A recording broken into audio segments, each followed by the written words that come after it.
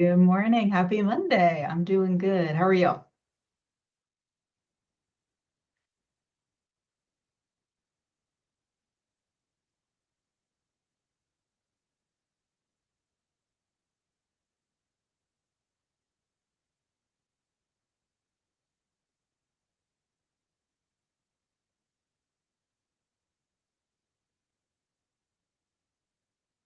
Yeah, so it's been a little bit of a roller coaster, I think, with the weather. And so we've had classes and we've had some rescheduled with the weather. So our focus, my focus at least this year, is going to be on heart health. So I've got a number of classes that started back in early February, a couple of weeks ago, and then will be happening all through the year. So even though February is American Heart Month and it's only 1 month of the year, I am going to extend that out and we're going to talk about heart health all year. So coming up here in the next couple of weeks in March, March 4th, 7th, and 19th, I will be all over Piatt County. I will be at libraries in Cerro Gordo, over at Kirby Medical Center, and then over to Atwood Hammond for heart health.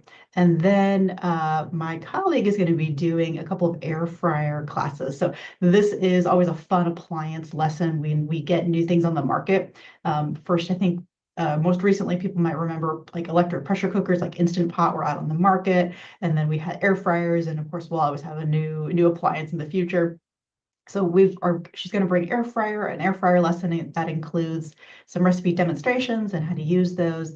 And that'll be February the 25th. So here tomorrow, you can still register at the Maroa Library. That's an evening class. Or if you want to wait a couple weeks and head over to Weldon, that'll be on March the 14th. And everyone can find information and register with those at go.illinois.edu /DMP for Do It, Make, and Pay It. Or when it's library classes, typically the libraries host that registration, so you can call the library or go in person and sign up with them.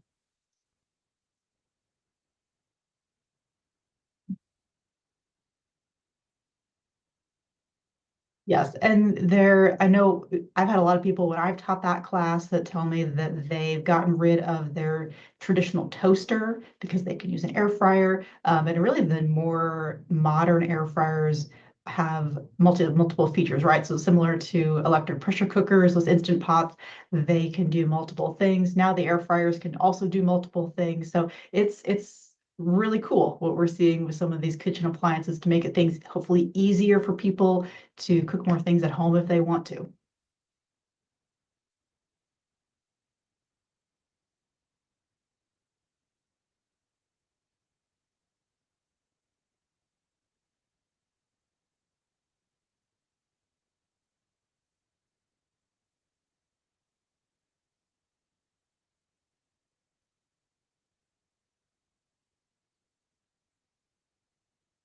Yeah, we've got a recipe we use for class that I'll give a little preview because I don't think it's going to be taught for this round of classes, but we do a barbecue rub chicken. And so we've got a dry rub that goes on whatever cut of chicken you like. I think we do it with chicken tender pieces, but you could do it with legs or thighs or breast meat. And it's a good little spicy flavor. And then you've got, as you said, really quick, easy uh, not side dish, I guess it'd probably be the main dish for folks. And then you can free up other appliances in your kitchen. So if you don't want to use your oven, I know I find that challenging with my single oven, right? I've got multiple racks, but every time I open the door to switch in something else and try to do multiple recipes, I know I'm losing heat and I'm prolonging my cook time and all these things. So sometimes it's nice to have a separate appliance just to focus on that one food.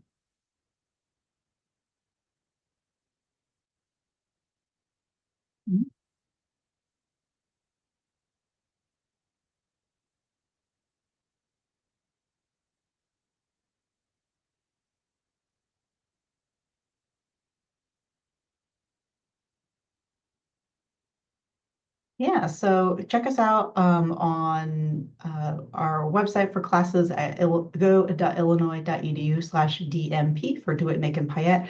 And for the month of March, we've got classes on heart health February 4th, 7th, and 19th at libraries at Cerro Gordo, Atwood Hammond, and then at Kirby Medical Center.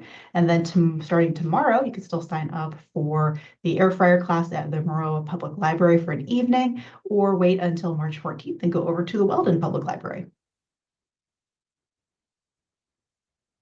Sure, they can go to go.illinois.edu/DMP for Do It, Make, and Payette, or you can always check us out on Facebook and Instagram for those details too.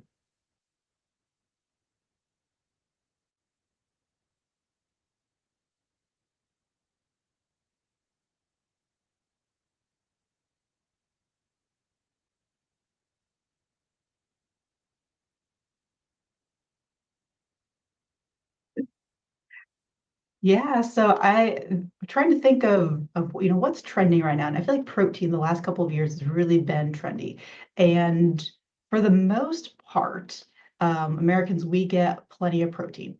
Certainly, if we're talking about folks that are on vegetarian or vegan diets or have other types of health concerns where maybe they're not able to, chew or, digest protein appropriately, we need to have separate conversations there. But generally, the average American, we get plenty of protein.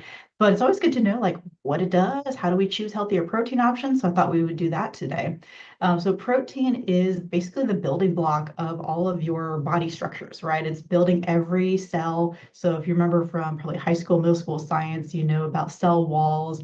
And so in us, we have protein as the base of those walls, and they are the building block of our muscles, our hair, our skin, all of our organs. And so we definitely need protein, right, to maintain us as people.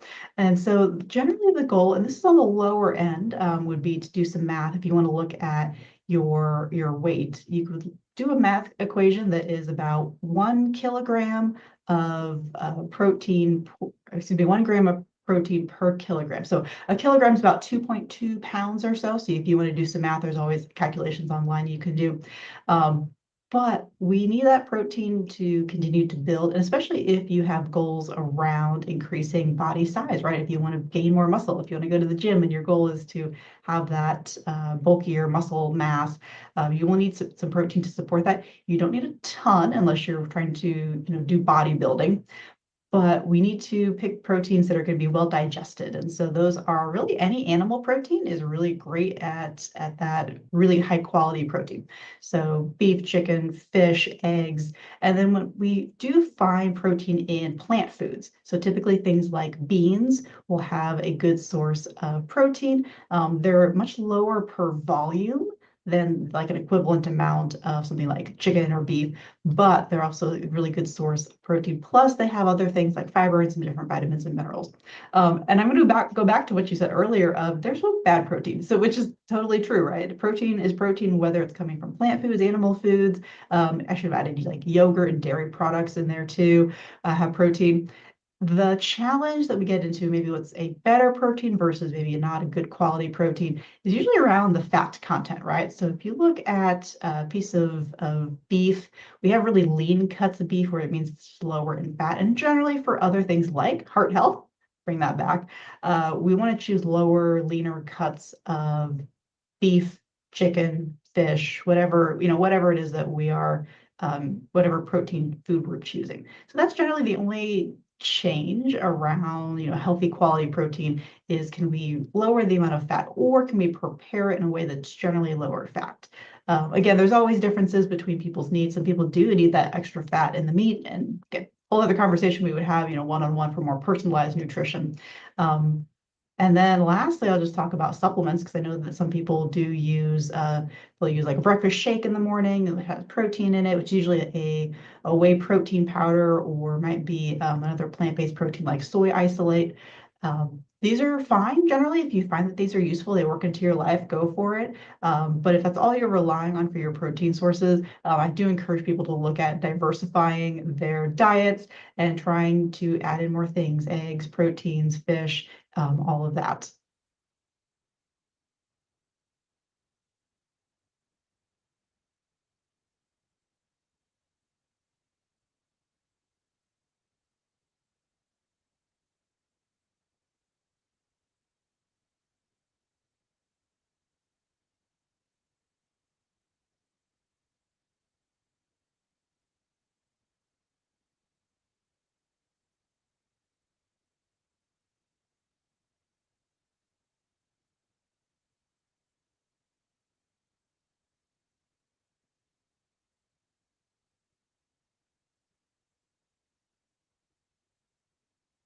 Yeah. And so when you do some of that math that I talked about earlier, that 2.2 gram or 1 gram per kilogram body weight, that's sometimes at the low end for some people. And so they do find that, exactly as you said, if you're not including protein with a meal, your hunger is going to pop up pretty quickly after you finish eating. So if you had breakfast this morning and your breakfast was maybe a donut and a cup of coffee, that combination is pretty low protein. And so you might find that in the next hour, even, you're craving food again. And so having protein with a meal is going to make your meals feel more satisfying, and they're also going to lengthen the amount of time that you go between meals and snacks. And so something like getting 20, 30, some people may need to go up to like 30 or 40, 45 grams of protein at a single serving, just depending on their goals, their body size, all these different personalized things that's hard to do over the radio. But yeah, we do need that protein in terms of, something more solid food, like you mentioned, like having an egg or cottage cheese, or versus like a liquid drink. Probably what you're noticing is that difference in the solid versus liquid. So the liquid foods we drink pretty quickly, and so it takes a little while for our stomachs to send the signal to our brain that says, "Oh, we're full, we got enough protein." And so you might finish that drink and it's got 20, 30 grams of protein. It takes a while to catch up, and you may not feel as satisfied, versus if you're able to sit down and have a meal, you have that egg, cottage cheese, you got toast, you got fruit, you got other foods in there. It's taking you maybe 15, 20 minutes to eat that. And so that is the good amount of time for your stomach to go, oh, yep, tell your brain, I'm full, I'm satisfied, I'm going to go on with my day, versus that drink, which you probably downed in maybe 3 minutes. And then you're having that time to catch up. So sometimes the solid food feels a little more satisfying just because you're taking more time to have to eat it. And I know that happens differently for everybody in terms of their morning. Sometimes the protein shake is what they need to get their day moving. But that might be some of that difference that people notice.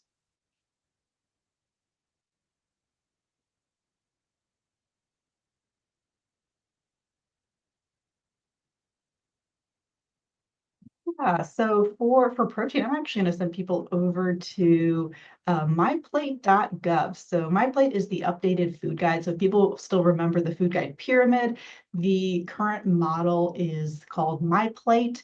And so the website myplate.gov goes through all the different food groups, including protein, and so walks you through why protein is important, some of those things we've talked about, how much you need. And so that can be a helpful uh, chart to look at based on your age and your gender, and your maybe activity level, and then also looking at what's a good quality protein. If you're kind of, if you like, all I do is eat chicken 7 days a week, it'll give you some ideas on what other proteins you might try to kind of diversify your diet.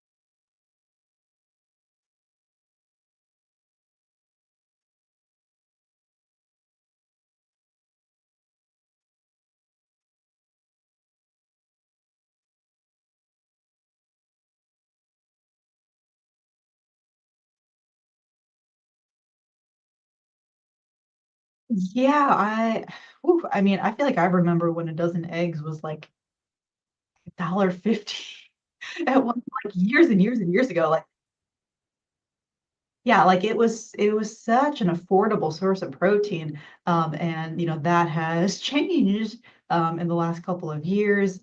And so it is definitely a more expensive protein than it has been, ever probably. And so I wanted just to touch on, what can we do um, when maybe you're used to having eggs regularly and maybe they just are not something that you want to spend the money on. So if you are looking for a baking substitute, which, if we were planning to make banana bread or you want to do muffins, there are some options for baking to use something else, or either like replace part of your egg recipe. So if your recipe includes maybe 2 or 3 eggs, so rather than using all 2 or 3 as full eggs, maybe you use 1 or 2 of those as a substitute in some of these options. So one thing to look at would be making like a flax egg. So a flaxseed meal. So it's the flaxseed, it's ground up, and when you add it to water, it gels up. So you would measure about a tablespoon of the meal to about 3 tablespoons of water. Let that sit for about 10 minutes. It starts to thicken up and kind of congeal. And it's a good substitute for 1 egg. So I don't recommend using it for all of your eggs in a recipe, but it's a good option for that. So I actually did that this weekend. I had a boxed muffin mix that I was using. And so it called for 2 eggs. And so I used 1 whole egg and then I used 1 flax egg is kind of what we call that. So that is one option for that. Another is if you are looking just to get rid of the egg entirely, there are recipes for cooking without eggs. And so there's actually a banana bread recipe with no eggs from a colleague of mine up north. And so her recipe, I'll share it with everybody here so you can find that. But it's using things like vinegar and more baking soda or extra banana banana to add that extra moisture and give some structure with the extra leavening that eggs can provide with that vinegar. And so it's unexpected. It's not going to be quite exactly the same, but it will work for if you're just needing that banana bread fix. It can be done. If you're looking for eggs in terms of just like cooking, like you want scrambled eggs in the morning, you want to add them to a burrito, what do you do there? And so there's a couple of plant-based options that might work for some people. One of those is using tofu. I know actually that's what I had this morning was a scrambled tofu. So I like using a firm tofu rather than like an extra firm or an extra extra firm, so that you would just kind of tear the tofu block into chunks. And then I do a little bit of nutritional yeast, which adds that yellow color, a little bit of paprika and turmeric for, again, that more yellow color of the egg. Add a little bit of, salt and pepper, some soy sauce if you want that kind of savory flavor, and just kind of cook it up the way you would a scrambled egg. There's also recipes using chickpea flour to make like an omelet. That's not something that I've tried, but I've seen a lot of folks in more of the plant-based space use that as an option. Still has good protein, which is the important piece, right? When we're looking at eggs, tofu and the chickpea flour are both good protein substitutes. So again, not exactly a perfect substitute, but gives you that mimicking kind of look. If you're looking for an egg for breakfast, for scrambled or an omelet, it's an option.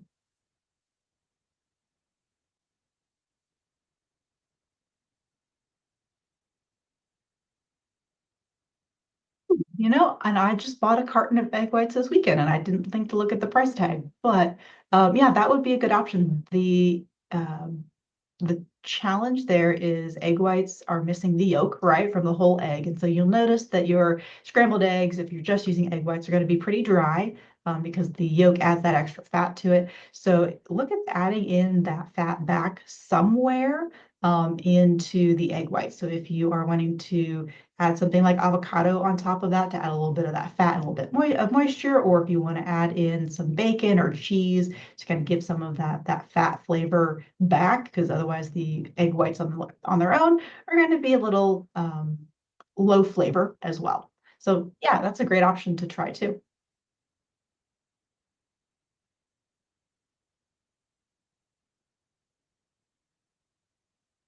Yeah, so we're getting out of hopefully winter season soon, so we'll start getting into spring crops and fruits and vegetables. And so a reminder, some two tips here: wash your fruits and vegetables preferably just before you use them. If you store them wet, they're going to mold or go soft pretty quick. And then also, water is all you need. So 20 seconds of rinsing under water will be plenty. You don't really need to worry about buying the extra special cleaners or rinses for your produce. Water will do just fine.